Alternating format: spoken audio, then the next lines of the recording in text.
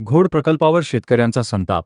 वडगाव रासायनिक कालव्यात उतरून अर्धनग्न आंदोलन. आरजे न्यूज 27 शिरूर तालुक्यातील वडगाव रासाई शेलारवाडी येथे घोड प्रकल्पाचे पाणी कमी दाबाने येत असल्याने संतप्त शेतकऱ्यांनी बुधवारी थेट कालव्यात उतरून अर्धनग्न आंदोलन केले.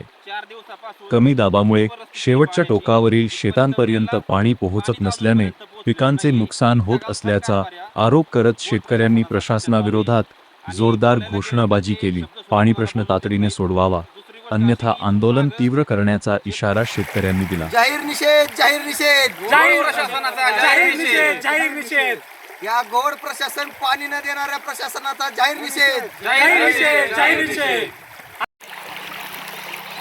या ठिकाणी तुम्ही पाहू शकता, हे आवर्तन सुटलेलं 4 दिवस झालं. हा प्रशासनाचा गलथान कारभार आहे.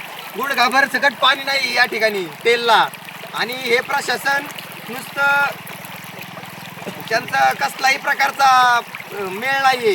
या ठिकाणी आम्ही या प्रशासनाचा जाहीर निषेध करतो.